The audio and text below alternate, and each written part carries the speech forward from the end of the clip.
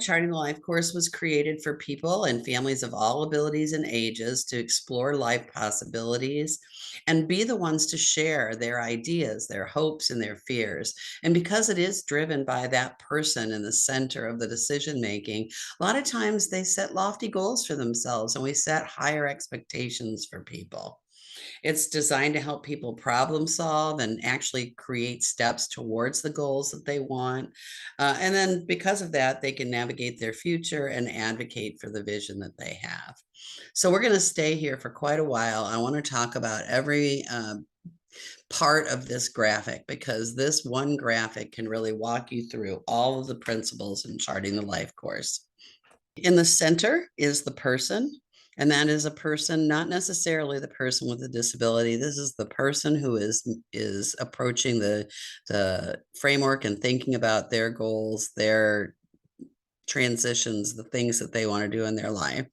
And the person is surrounded by the people in their lives. So person in the context of their family. So for example, if I am a person with a disability and I want to work, I have to also consider how that impacts the rest of my family. Is that going to make a change for people financially? How am I going to get there? Who is going to transport me? And how does that impact my family? What are the other things that might happen and how do we address all of that? The other cool thing about it is that because these principles have tools attached to them. There are tools in charting the life course for the person in the center of the decision making, but also for their close family and friends so that everybody has a voice at the table. The person's voice is amplified, but the voice of the family and others is considered as a valuable resource. Here's the 6 life domains, and we'll start with advocacy and engagement. This is really that ability to make decisions for yourself, to have choices in your day, to be able to identify things that are important to you, both in your personal life and in your community, and having space to speak up about those things. So we really look at different ways people choose to advocate for themselves, think about their ability to communicate effectively. All of those things fall into advocacy and engagement. The top one is daily life and employment.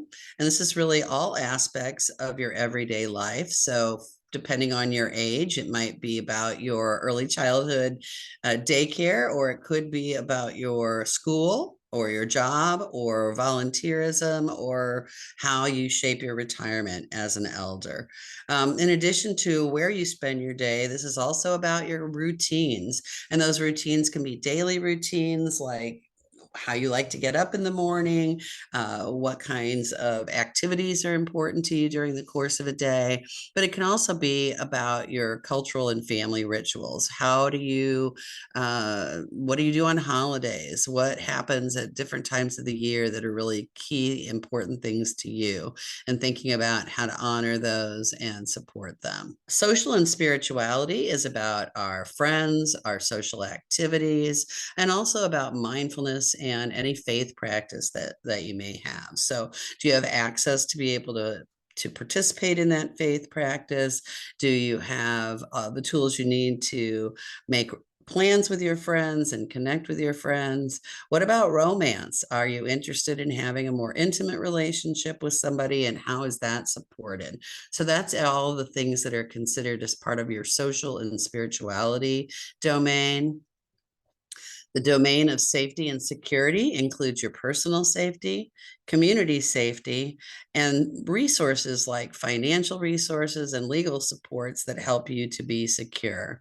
So here we're going to be looking at things like whether your home is safe for you, whether it's safe for you to be out and about in your neighborhood. Are you safe when you're in the community?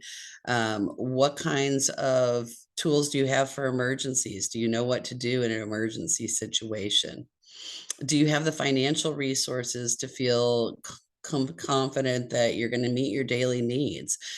Do you have a bank account? Do you have enough income to put food on the table? And it can also be about your decision-making supports. Do you make all your own decisions? Are there people that you rely on to help you think through decisions? Do you have any legal supports for that, including a power of attorney or guardianship? All those things fall under safety and security. Down below, we have community living. So I mentioned earlier, community living is about where you live, who you live with, what kind of resources you have in your home and in your neighborhood. So we're going to look at things like any kind of accessibility needs in the home, whether you're able to get around and get to the washer and dryer, or the take care of other things in your kitchen that need to be done. Can you walk safely in your community? Do you have transportation to get where you need to go? Do you know your neighbors? Those are things that might be included in your community living domain. And then last and absolutely not least, healthy living. And this is a broad area to think about in terms of your physical health, your mental health, and behavioral health, and both preventative health and responsive health. So, do you see a doctor regularly? Do you take your medications as prescribed? What kinds of things are you doing to ensure that you are healthy, as far as physical routines, exercise, nutrition? What about mental health? Do you know what to do when you have stress and anxiety? Do you have tools to handle emotional upset? What kind of things help you to get through a day and be successful? So lots and lots of fun things to consider there.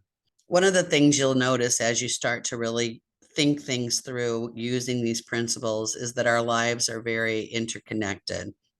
If I am going to pursue a new job, it might impact something related to my housing situation. Maybe I need to find a new bus route, or maybe I'm going to have to find new childcare kinds of resources. Maybe I'm going to make new friends, or lose some friends in my previous job, and I need to think about that. Maybe my new job will create some health challenges or some health benefits. Maybe I'll get new insurance that'll be great, but I will be more sedentary and I need to think about different things. So all of these things play together, and we have to consider them as a group kind of a thing. The other thing is that within the life course, as you start to look at the tools, you can use each domain and deep dive into the tools through the lens of just one area of your life. So maybe it's just too overwhelming to think about your big picture of your future life, but you'd like to think about your healthy life, and what does that look like for you? What do you not want, and how do you tackle that? So there's specific tools at lifecoursetools.com under the life domains tab, where you'll be able to see specific tools designed for each of these life domains. So we've got person in the context of family, life domains. Then we're going to go out to this outer ring of discovery and navigation, connection and networking, and goods and services. And those are our three buckets. And I think about filling the three buckets so that you can make a good decision that you feel confident about. Usually I talk about buying a car when I talk about this one, but today I'm just going to start easy and talk about what I'm going to do about dinner tonight. So first I have to know, what are my options for dinner? Do I have food in my refrigerator? Do I know how to cook?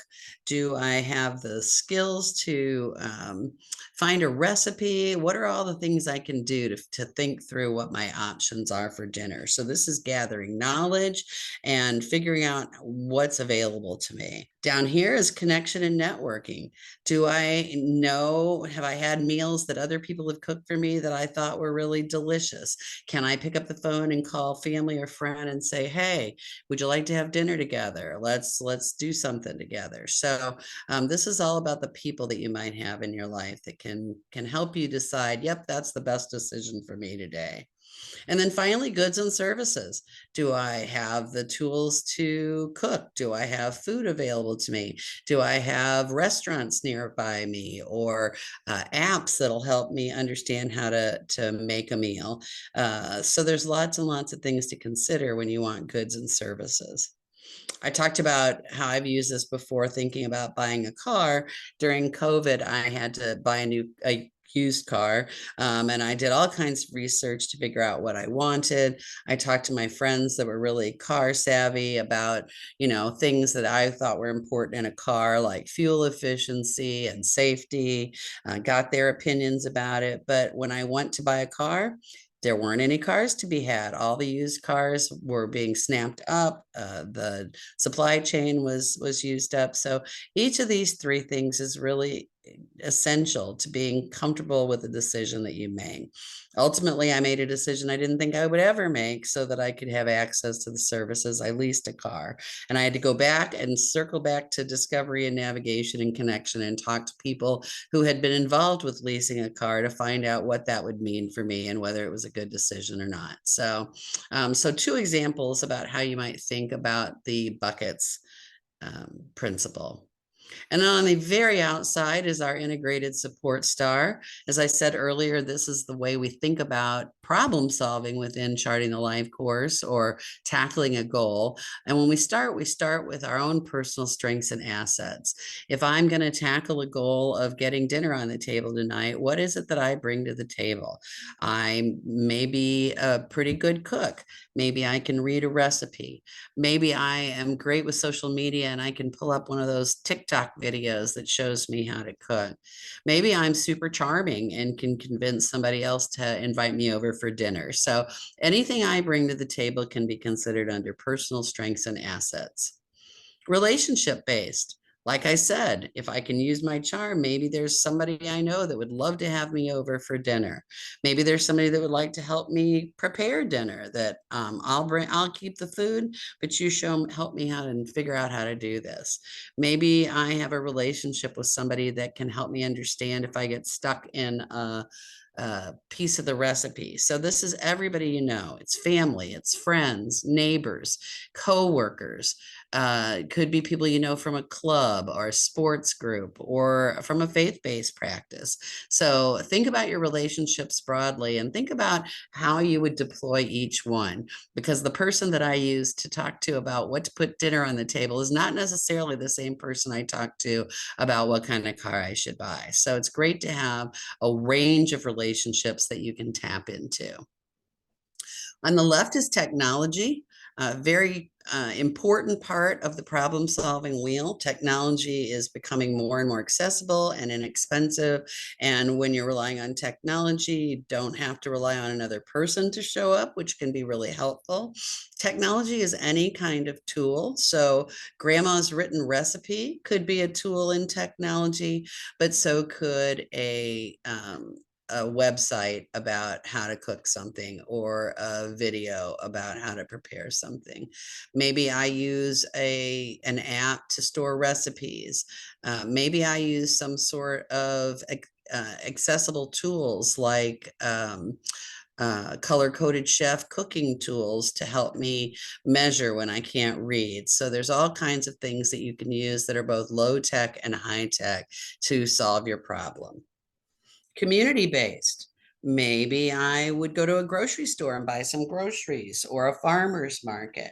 I could access restaurants in my area, or maybe there's a community meal at a church. So community-based resources are resources that anybody can tap into to meet their needs and solve a problem or achieve a goal. So maybe you go to the library and check out a cookbook. Maybe there's a park in your neighborhood where there's a farmer's market and you can walk around your park. Schools, hospitals, all those things, grocery stores and restaurants are all community-based resources. And then finally, eligibility-based resources are things you're eligible for because of a certain characteristic you have. That characteristic could be a disability. It could be an organization you belong to. It could be military service.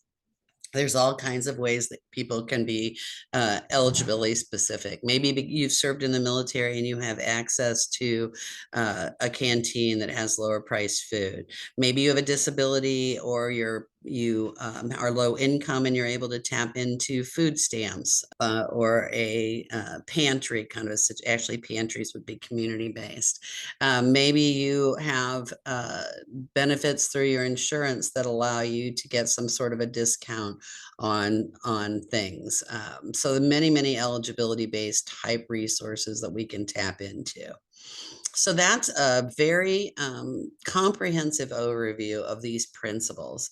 And before I move on, I want to say that it's important that we're able to think about the principles and use those, whether we ever actually use the tools that are associated with them. Life Course is not about the pieces of paper, it's about how we think about things. And so, as you can see, I haven't even shown you a piece of paper yet. Because what happens with Life Course is that you've got this framework of ideas. And when you put all 8 of them together, it really helps to create a common language and a common path. Whether you are an educator, a parent, a person with a disability, an employer, medical professional, you are going to be able to talk about these principles and navigate these principles in the same ways, which is part of the reason I really became enamored with Charting the Life Course. I thought about how often families go from one system to the next as their family member grows up, and they have to learn a whole new language. I think they're always at a disadvantage when they come from early childhood into school. You have to learn the school lingo. When you leave school, you have to learn what the adult services land looks like. And it really becomes daunting and makes it hard for you to be the one to speak up. So when you use Charting the Life Course, you can take the lead. We all speak the same language, and that really impacts our day-to-day practices so that we can change what meetings look like. We can change the way we deliver services because they're being led by the person in the center who's creating a vision for their future. And that then moves us into changing the way we do things, changing the way things are done across the world we live in. And one example I'll give you of that, I've been doing research lately about sensory friendly spaces and accessible spaces in our community. And everybody for a long time has met physical needs in large cultural institutions. There's a lot of accessibility physically. They've got different kinds of resources there. But something really interesting has happened over the last 5 years because people with autism and dyslexia and ADHD have talked about their needs.